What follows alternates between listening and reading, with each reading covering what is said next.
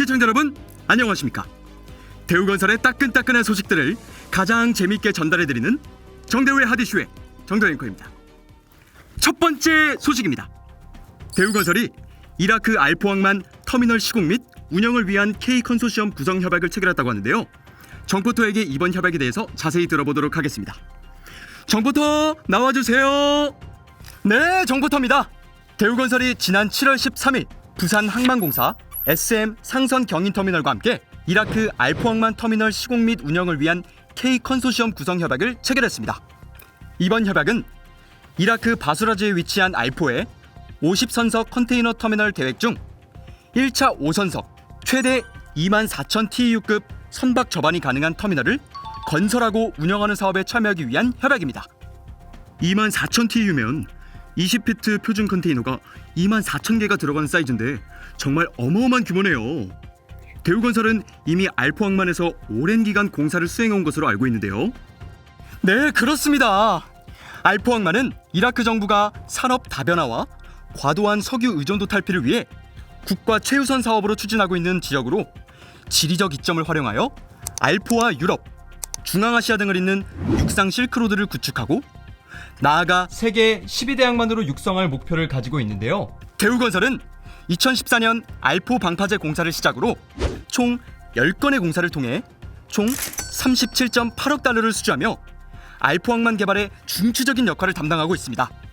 현재는 5선석 터미널 하부 준설 매립과 연결도로 등 연간 인프라 공사를 수행하고 있습니다. 미래 세계 12대 항만의 중추적인 역할을 대우건설이 하고 있다니 정말 너무 뿌듯하네요. 이번에 협약을 체결한 K컨소시엄이 사업을 수주 성공할 경우 많은 기대 효과가 있는 것으로 알고 있는데요. 이번 사업을 수주하게 될 경우 알포항만의 운영과 연관된 인프라 배후 단지에 대한 수주를 기대할 수 있으며 터미널 상부 건설 공사 수주를 통해 국내 중공업, 설계, 기전 분야의 다른 기업에도 이라크 진출의 기회가 열릴 것으로 전망됩니다. 또한 이러한 경험을 통해 한국형 GTO를 육성할 수 있는 토대를 마련함과 동시에 부산항 운영의 노하우를 이라크에 전수하며 민간 외교의 새로운 장을 개척할 것으로 예상됩니다. 이번 항만 운영 사업 진출을 통해 대한민국의 기술력과 노하우를 전수하며 국위 전향할 수 있기를 진심으로 바라겠습니다. 정대우의 하디 슛 골! 두 번째 소식입니다. 대우건설이 울산 북항 석유제품 및 액화가스 터미널 3단계 LNG 패키지 건설 공사에 대한 원청 계약을 체결했다고 합니다. 자세한 소식은 정포트를 통해 알아보도록 하겠습니다. 역시 대우가 대우했대요. 이번 공사는 올해 8월에 시작해 2026년 4월까지 울산 북항 내에 21만 5천 킬로리터 용량의 LNG 탱크 1기와 연산 약 100만 톤 용량의 기화 송출 설비를 포함한 부대 시설을 건설하는 사업입니다.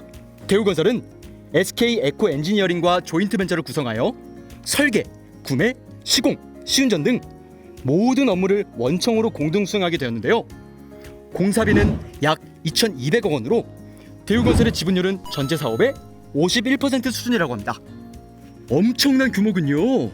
이번 계약 체결로 인해 대우건설과 SK 에코 엔지니어링은 2020년 6월 1단계, 8월에 2단계 공사에 이어 울산 북항 에너지 터미널의 3단계 공사까지 수주하는 쾌거를 달성했는데요. 두 회사가 가진 풍부한 동일 공정 수행 경험과 공사가 진행 중인 1, 2단계 건설 사업의 안정적인 운영이 수주의 강점으로 작용한 것으로 알려졌습니다.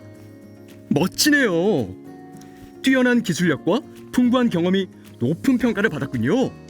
네, 맞습니다. 특히 대우건설은 국내에서는 한국가스공사가 운영하는 인천, 통영, 평택, 삼척 생산기지 등의 LNG 저장 설비 22개 호기를 시공한 실적을 보유하고 있고 해외에서는 예멘 LNG 저장 설비 2기 등을 성공적으로 건설한 경험을 갖고 있어 국내외에서 LNG 플랜트 건설 분야 최고의 기술력을 가진 건설사로 평가되고 있습니다. 이에 대우건설 관계자는 대우건설은 국내 최초로 LNG 액화플랜트 공사를 원청으로 수주하고 성공적으로 시공한 경험을 포함해 기화, 저장시설 분야에서도 글로벌 경쟁력을 갖추고 있다며 향후 국내외의 신규 LNG 플랜트 공사 및 저장시설에 적극 참여할 계획이라고 밝혔습니다. LNG 플랜트 건설 분야 최고 건설사다운 행보네요. 앞으로도 많은 좋은 소식 기대해 보겠습니다.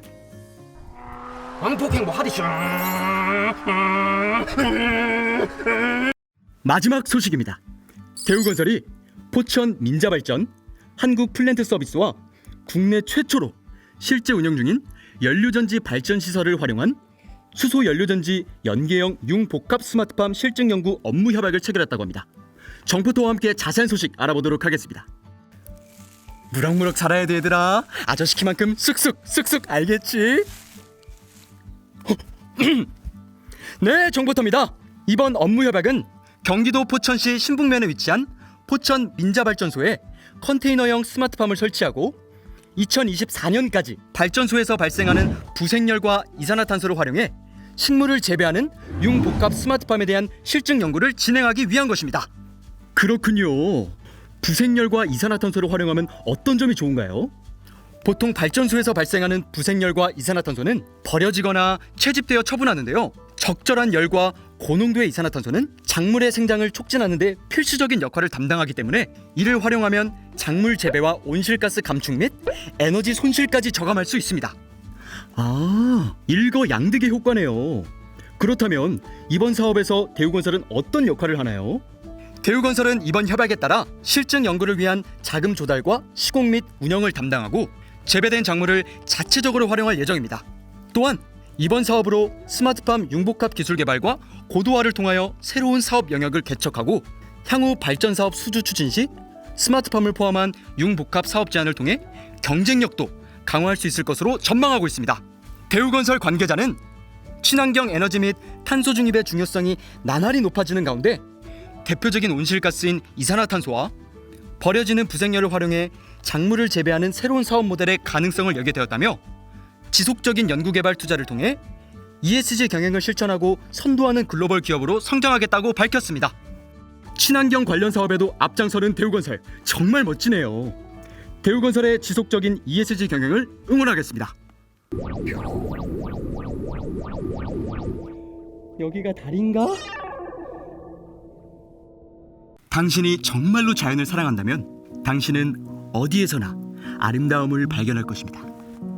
환경을 사랑하고 환경을 생각하는 건설을 펼칠 대우건설의 행보를 기대하며 정대우의 하디슈 마치겠습니다. 감사합니다.